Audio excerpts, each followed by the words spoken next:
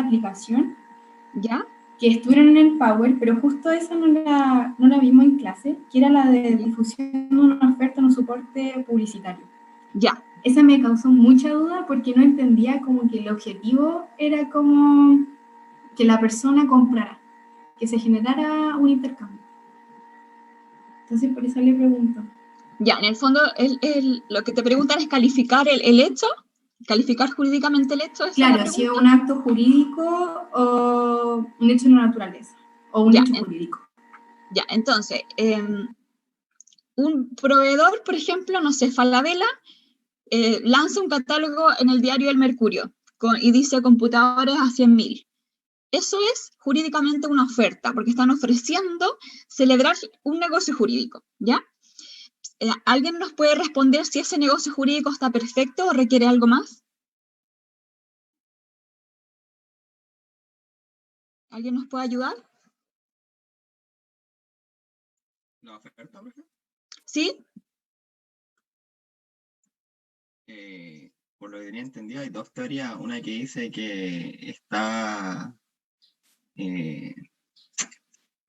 revisado desde que se acepta la oferta, y otra desde que la persona recibe, creo, la oferta. Si es que no me equivoco. Ya, pero esas teorías son ¿para qué?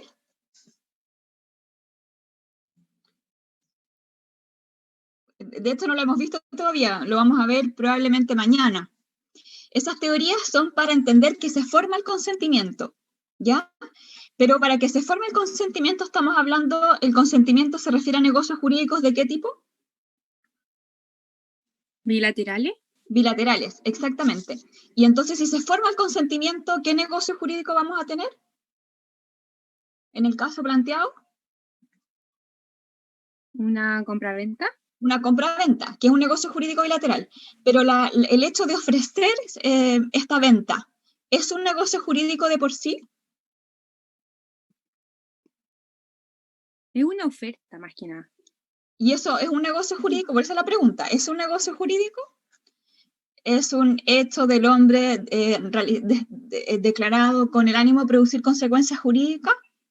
Sí. Sí, profe. Sí, entonces efectivamente es un negocio jurídico. Lo que pasa es que es un negocio jurídico unilateral, es decir, emitido por una sola parte, Falabella en este caso, pero está perfecto, ¿ya? Y luego vamos a revisar el día de mañana que hay otro negocio jurídico, que es la aceptación, que también es unilateral, cuando en el caso planteado, por ejemplo, el consumidor dice sí, ¿ya? Son dos negocios jurídicos autónomos y están perfectos por el solo hecho de declararse, ¿ya? Y si es que se cumplen con los requisitos, es decir, si hay acuerdo, en ese caso se forma un tercer negocio jurídico, que es en este caso la compraventa. Pero la oferta está perfecta y la aceptación también está perfecta, cumpliendo obviamente con sus requisitos particulares. No sé si María Ignacia por ahí te quedó claro. Sí, profe, me quedó súper claro. Sí. Súper. Cualquier duda, por favor, consúltenla. Ya, porque Profe, no hay nada. ¿Sí? La última duda que tengo es con ¿Ya? respecto a otra pregunta de la guía. ¿Cómo? Que es con otra pregunta de la guía. ¿Ya? Que es Cuéntame. califique los siguientes negocios jurídicos de acuerdo a las clasificaciones y categorías revisadas en clases. Ya. La B dice celebración de una promesa de compra-venta. Ya. Cuando dice promesa, por ejemplo, celebración de una promesa de compra-venta o celebración de una compra-venta, ¿sería distinto? Es que ahí tú tienes dos negocios jurídicos distintos. Primero la promesa, que es un contrato. Es un contrato autónomo. Yo te prometo que te voy a comprar el auto en un mes más. Y después tienes el contrato prometido, que es la compraventa. Cuando tú celebras la promesa, lo único que sabes es que se va a perfeccionar la promesa, ¿cierto? Si después celebramos la compraventa o no, en el fondo, si tú, alguna de las dos partes no quieres celebrar la compraventa, obviamente hay un incumplimiento del contrato de promesa, pero no vamos a tener todavía compraventa. No sé si se entiende la diferencia. Entonces, es como, por ejemplo, el típico caso, cuando uno se compra un departamento, una casa, obviamente nadie tiene la plata para comprarlo al contado. O sea, obviamente hay gente que tiene, pero normalmente no pasa. Entonces, ¿qué es lo que hace uno? Uno encuentra el departamento y para que en el fondo el departamento no se escape, uno celebra una promesa de compraventa al departamento con el vendedor, con el promitente vendedor. ¿Para qué? Porque en el tiempo intermedio uno tramita el crédito hipotecario, no sé, te revisa los estudios, título, etc. Entonces celebras el contrato de promesa, que está perfecto mientras esté por escrito. Vamos a revisar después que en el caso de la promesa, la solemnidad es la escrituración, da lo mismo si es escritura pública o privada, lo mismo, pero que esté por escrito. Y después viene el contrato de compraventa, ¿ya? Hay algunos requisitos, obviamente, del contrato promesa que se ven en contratos en particular. Tiene que tener un plazo de condición, por ejemplo, es algo futuro. Tú prometes en el futuro celebrar esta compraventa, el futuro que puede estar sometido a un hecho, a una condición o a un plazo, porque tanto el plazo como la condición son hechos futuros. Y obviamente, si es que se cumple la condición o se cumple, qué sé yo, el plazo, y alguna de las partes no quiere celebrar la compraventa, lo que está haciendo es incumplir el contrato de promesa, ¿ya? Pero como negocio jurídico, la compraventa es un negocio jurídico bilateral, hay dos partes igual. No sé si por ahí quedó claro. Sí, Ahora, gracias. súper. Entonces, lo que tienen que hacer en esa parte de la guía es empezar a revisar cada una de las categorías y clasificaciones. Por ejemplo, la promesa es, qué sé yo, patrimonial, además es bilateral, es entre vivos, es, qué sé yo, sujeto a modalidad, porque siempre tiene que incorporar un plazo, una condición, qué sé yo, eso dependerá de cada una de la lista de los negocios jurídicos que van ahí. Esa es como la pega de esa pregunta. ¿Alguna otra duda, consulta? Profe, Paula, cuéntanos. hola, profe. Quería Hola. preguntarle qué va a pasar con eso del coloquio. Ah, el coloquio, lo grabamos. Ah, mira, gracias a Dios, lo grabamos y lo subí a la nube. Lo mandé porque lo guardé en el otro computador. Lo grabamos el fin de semana, el sábado, de hecho. ¿De qué trata el coloquio? Nosotros, en una de las últimas clasificaciones que les pedí revisar era la clasificación entre negocios jurídicos por adhesión y libre discusión. En el fondo, que se vincula con la posibilidad que tienen las partes de determinar el contenido contractual, ¿ya? Por ejemplo, en contrato por libre discusión, probablemente si yo a Diego le vendo mi computador, podemos negociar, regatear, establecer el plazo, etc. Pero en cambio, si es que Diego le quiere comprar un computador a Falabella, bueno, probablemente no tenga ninguna posibilidad de regatear. Entonces, Falabella dice, te vendo el computador, estas son las condiciones. ¿Te gustan o no? Entonces, en los contratos por adhesión hay una parte que se llama predisponente, que lo que hace es establecer prácticamente todo el clausulado importante, ¿ya? Y la otra se llama adherente, que es la que decide si contrata o no. Pero finalmente, como hay no lo establece así la ley, pero en la práctica hay una diferencia de poder de negociación. O sea, ¿qué posibilidad tiene uno de ir a regatear la Falabella? Entonces es un tema fáctico. Entonces los contratos por adhesión, como en ocasiones, de por sí no son malos, porque lo que hace es, por ejemplo, disminuye los costos de transacción. Imagínense que por cada contrato hubiera que contratar a un abogado para estudiar el clausulado, sería carísimo. Entonces, disminuye los costos de transacción, permite la celeridad en la contratación. Cuando tú, qué sé yo, compras un producto por internet, son puros contratos por adhesión. Pero lo que hay que vigilar es que no se abuse de este contrato por adhesión, ya es decir, que la parte poderosa, el predisponente, no abuse y no imponga cláusulas leoninas en contra del adherente, ¿ya? Entonces, por eso es que las normativas lo que hacen es resguardar, ahí lo que hacen es limitar la autonomía de la voluntad, pero para resguardar la autonomía de la parte débil.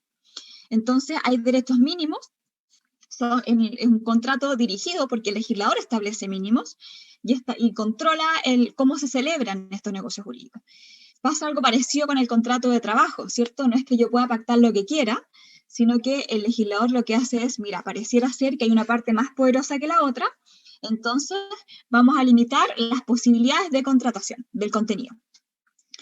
En el caso chileno, obviamente estos contratos por adhesión y libre discusión pueden presentarse en cualquier relación jurídica, en una relación del derecho civil, del derecho comercial, del derecho de consumo. Entonces, los legisladores lo que hacen es tomar partido y dicen, bueno, yo voy a regular el control del contrato por adhesión, o sea, esta prevención de los abusos en los códigos civiles. De tal manera que, por ejemplo, podamos controlar un contrato celebrado entre la Nadia y la Isidora, pero también un contrato celebrado entre dos comerciantes, o un contrato celebrado entre la Nadia y Falabella, un consumidor y un proveedor. Tiene un ámbito de aplicación mucho más amplio. Este es el caso de Alemania, ¿ya? En el caso chileno, el legislador lo que hizo no lo incorporó en el Código Civil, sino que lo incorporó en la Ley de Protección de los Derechos de los Consumidores. Entonces, ¿cuál es el problema? Que efectivamente se pueden controlar los contratos por adhesión de consumo, ¿ya? Pero ¿qué pasa si es que, por ejemplo, Nadia abusa en términos contractuales de Isidora? Porque a lo mejor nosotros sabemos que en la práctica no solamente hay diferencia de poder de negociación en el contrato de consumo, sino que también entre particulares. O sea, muchas veces uno es más poderoso que el otro. Lo mismo los comerciantes, ¿ya? Imagínense ustedes la diferencia de poder de negociación del kiosco de la señora Juanita con, no sé, Soprole. No es lo mismo que esté negociando Soprole con Chilectra, por inventar, ¿verdad? Son empresas que tienen poder de negociación distinto. Pero bueno, el legislador chileno escogió incorporarlo en la ley sobre contratos por adhesión y sin perjuicio de que, de acuerdo a algunos autores, en virtud de la cláusula de buena fe del Código Civil, cuando señala que todos los contratos deben ejecutarse de buena fe, se permitiría también el control del contrato por adhesión en el Código Civil, ¿ya? Porque obviamente una cláusula por la cual uno quiere abusar del otro no puede ser de buena fe. Entonces, ¿qué hizo el legislador chileno? No obstante, expresamente la incorpora en la Ley de Protección del Consumidor y la controla de dos maneras. Primero, lo controla a través de el control del fondo y el control de la forma, ¿ya? Primero regula la forma, es decir, un poco para que uno no abuse del otro, tamaño de letra mínimo, ¿verdad? Cuando uno lee la letra chica, en el fondo la idea es que el consumidor cuando vea el contrato no vea unas tremendas letras y un tamaño pulga que uno ni alcanza a leer. Yo no respondo por daño, yo no respondo por perjuicio, yo puedo cambiar el contrato cuando quiera. Entonces hay una regulación de la forma. O lo mismo, por ejemplo, no sé si han visto de repente publicidad que te ofrecen un producto y después en un segundo aparece la pantalla llena de restricciones. No se aplica esta cuestión, no se aplica no sé qué, no se aplica no sé qué. Evidentemente eso no cumple con la forma exigida por la ley, porque no alcanza a ser legible. Si te pone una lista de 20 restricciones en un segundo, no alcanza a ser legible. Entonces se controla la forma, tamaño y letra, que esté en español, qué sé yo, que esté en moneda de curso legal, por ejemplo, que siempre tiene que estar en pesos chilenos, qué sé yo, en una determinada peso y medida. Nosotros no nos medimos por libras, no utilizamos, qué sé yo, las millas, por ejemplo, sino que nosotros, en nuestro sistema oficial es de kilos, kilogramos, litros, etcétera, ¿ya? Eso en cuanto a la forma. Y en cuanto al fondo, lo que hace el legislador, y por eso yo les pedí que revisaran el artículo 16 de la Ley de Protección al Consumidor, nos da un catálogo de cláusulas y dice, estas cláusulas son abusivas, ¿ya? Se tendrá por no escrita, nos da un catálogo de una lista de cláusulas abusivas. De tal manera que si es que un contrato contiene una cláusula que pueda marcarse dentro de esa lista, esa cláusula va a ser nula, ¿ya? Aunque lo diga el contrato. O sea, aunque el contrato diga yo no respondo de nada, bueno, en ese caso esa cláusula va a ser nula. Esa materia, no sé si les subí, creo que les subí también la guía de contrato por adhesión. Creo que sí. Entonces, esta materia la vamos a volver a revisar al final del curso, cuando veamos ineficacias, ¿ya? Cuando veamos la nulidad. ¿Por qué? Porque vamos a revisar nosotros que en Chile tenemos tradicionalmente la nulidad absoluta, la nulidad relativa, se discute la inexistencia, pero además han surgido otras nulidades, ¿cierto? O ineficacias, invalideces, que en el fondo se plantean en otros cuerpos normativos y que desafían esta distinción tradicional, ¿ya? Y una de ellas precisamente es la nulidad derivada de las cláusulas abusivas. Si ustedes revisan la ley, los invito a hacerlo porque hay temas muy interesantes. La ley siempre habla de nulidad la Ley de Protección al Consumidor, pero no nos da un apellido, no nos dice si es nulidad absoluta, relativa, si es un tipo especial de nulidad, no dice nada más.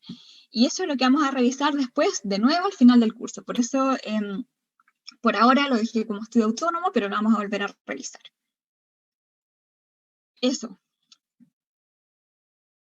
¿Algún otro comentario, duda, consulta? Profe, tengo una pregunta sobre un concepto. Cuéntanos.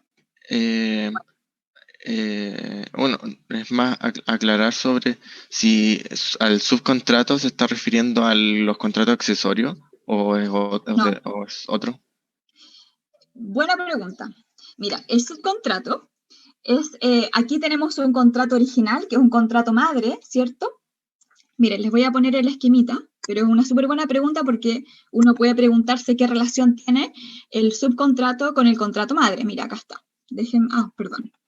Debo compartir pantalla.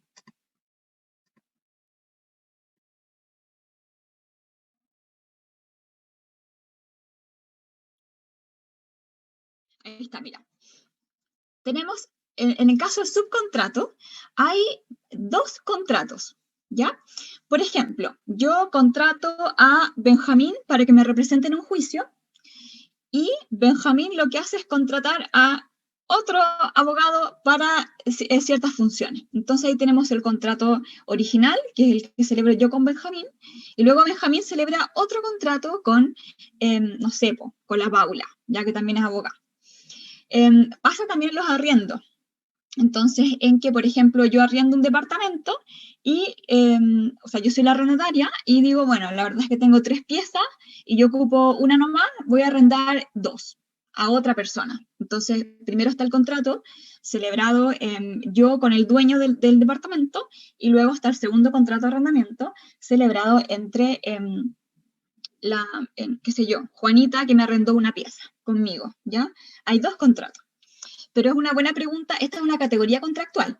Miren, cuando uno habla de clasificaciones, siempre hay al menos 2 paralelas. Por ejemplo, en la distinción entre negocio jurídico bilateral y unilateral, tenemos 2. Por lo tanto, es clasificación. Cuando hablamos de la distinción según forma de celebración del negocio jurídico o forma de perfeccionamiento, tenemos real, solemne y consensual. Hay 3. O sea, hay 2 o más de 1. En cambio, las categorías, si ustedes se fijan, son siempre de a una, ¿ya? ¿Por qué? Porque no hay un criterio que diga, vamos a clasificar el contrato entre dirigido y forzoso. No, para nada. Cada uno es autónomo. Por eso se llaman categorías contractuales. Esta materia, que también les pedí que lo estudien de manera autónoma, porque no alcanzamos y tenemos muy pocas clases este semestre, no es tan grave que lo estudien autónomamente porque se vuelve a ver después en contratos en general. ¿Ya? Entonces, pero es una muy buena pregunta la que establece, la que nos plantea Benjamín. Es decir, ¿qué vínculo existe entre el subcontrato y el contrato original? Me imagino que ustedes han visto en las noticias muchas, en este último tiempo, muchas alegaciones por subcontratos de trabajo, ¿verdad? Por ejemplo, la empresa no sé cuánto, qué sé yo, externaliza los servicios de aseo. Entonces, la empresa X no contrata directamente a la señora Juanita que hace el aseo, sino que contrata a la empresa Y, que es una empresa de limpieza, para que esta empresa, para encargarle a ella la limpieza, ¿verdad? Y ella es la que contrata y tiene una relación laboral con la señora Juanita o la señora Pepita, que son quienes hacen realmente el aseo. Entonces ahí tenemos un caso de subcontrato de trabajo, ¿ya? Una figura, por supuesto, en Derecho al Trabajo, no sé si tuvieron ya este curso, pero probablemente van a ver las discusiones que presenta, porque en el fondo la pregunta es, a lo mejor en una misma empresa, unos trabajadores tienen unos derechos porque son funcionarios directos de la empresa original y otros no reciben esos beneficios, ¿cierto? Porque realmente son trabajadores de la empresa subcontratista, ¿ya? Pero entonces no es lo mismo que de partida no es accesorio, porque recuerden que el accesorio se puede parecer, ¿verdad?, en que no subsiste sin la obligación principal. Pero la característica del contrato accesorio es que tiene por objeto garantizar la obligación principal. Por ejemplo, una hipoteca, una prenda, una fianza, ¿ya? La otra categoría, el otro tipo de negocio jurídico con el cual podríamos quizás vincularlo un poquito más es ¿alguien se acuerda? No el accesorio, sino que hay un negocio jurídico que tampoco sobrevive sin una obligación principal, pero no tiene por objeto asegurar el cumplimiento de una obligación. ¿Los dependientes? Los dependientes, exactamente. Exactamente. Podríamos entonces preguntarnos no si es accesorio, sino que sí nos podríamos preguntar si es dependiente, ¿ya? Y ese es un tema que todavía no está zanjado. No está zanjado esa temática. Además que tipificado expresamente, como les decía, hay pocos casos. Después queda la autonomía un poco la voluntad y quizás este control de buena fe sobre el que estamos hablando, control amplio de la buena fe. ¿Qué más? No sé si Benjamín por ahí te quedó un poco más claro, pero efectivamente es una buena vinculación que podemos hacer. No con el accesorio, sino con el dependiente nos podemos cuestionar qué vínculo existe, ¿ya? Y ahí está un poco abierta esa posibilidad. ¿Alguien más? Sí, profe, me quedó claro la distinción, sí, la entendí. Era eso. ¿Alguien más? Bueno, me alegro muchísimo de verdad que estén haciendo las guías porque, como les decía, es la forma que uno tiene de poder ver si está comprendiendo bien la materia. Y cuando nosotros acá pasamos la materia, la verdad es que mi interés es que ustedes puedan, en el fondo, ustedes por sí deducir la materia.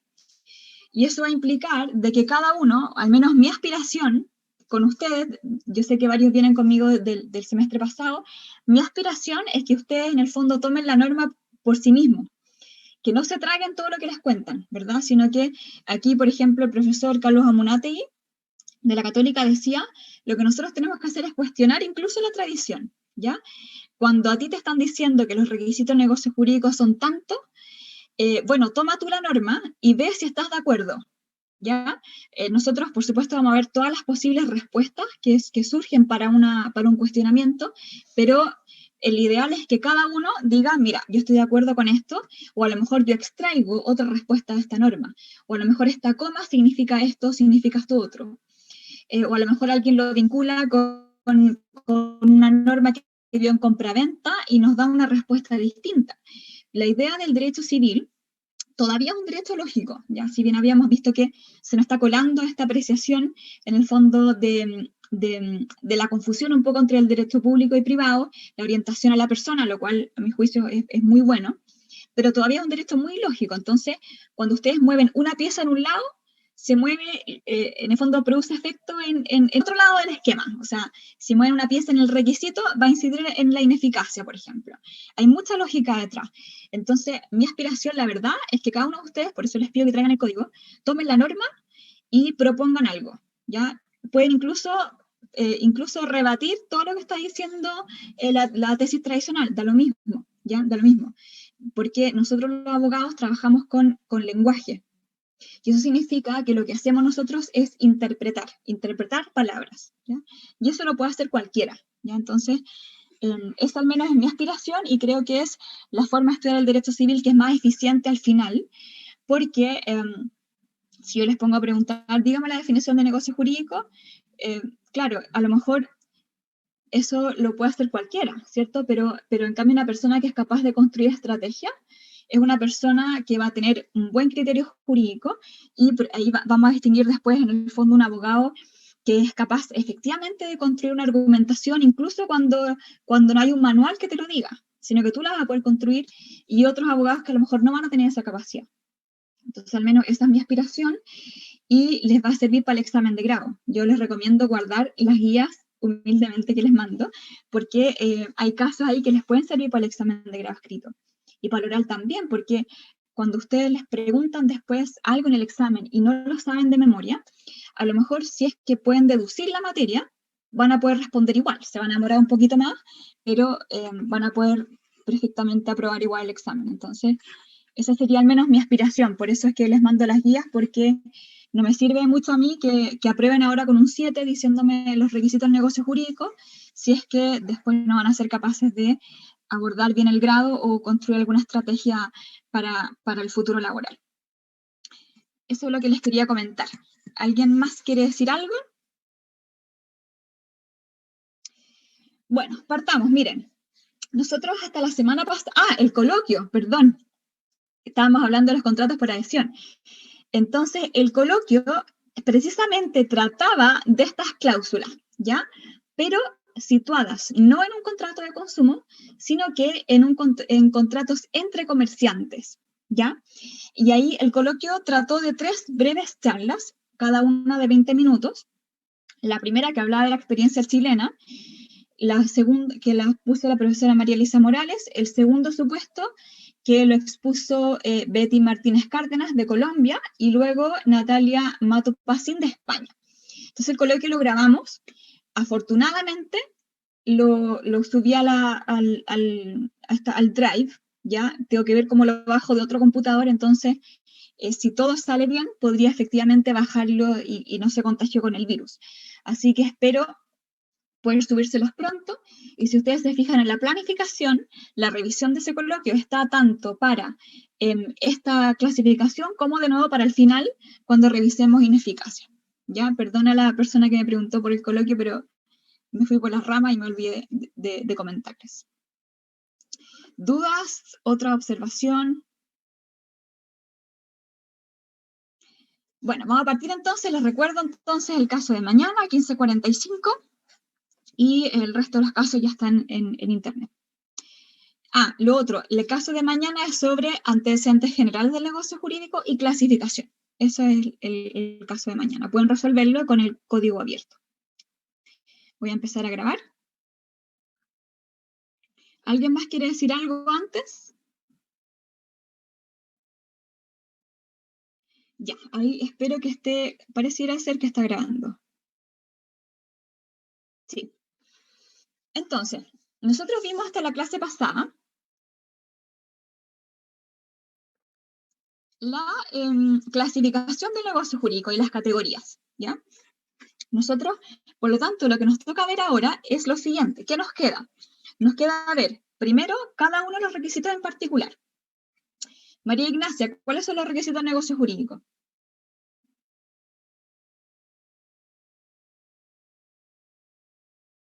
María Ignacia, ¿estás por ahí? Los requisitos de negocio jurídico, sí. Tengo muchos papeles. Ya, por favor, de aquí al final del curso, nadie que llegue que no sepa ni requisitos de negocio jurídico ni elementos del negocio jurídico, ¿ya? Ya, la capacidad.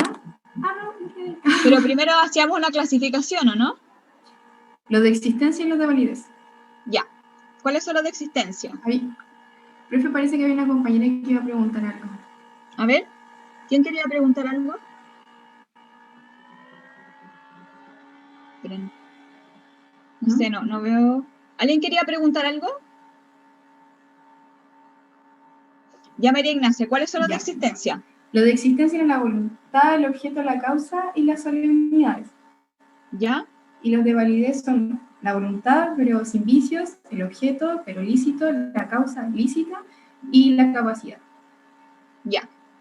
Entonces, si nosotros nos vamos a mirar nuestra esquemita, tenemos acá los requisitos de existencia y los requisitos de validez. Esto nosotros ya lo vimos, así que de verdad les pido de en adelante de memoria y así al toque, requisitos y elementos de negocio jurídico. ¿Qué vamos a hacer? ¿Qué nos queda por ver en el curso? Primero, el estudio de cada uno de estos requisitos. Segundo, los efectos y las modalidades del negocio jurídico.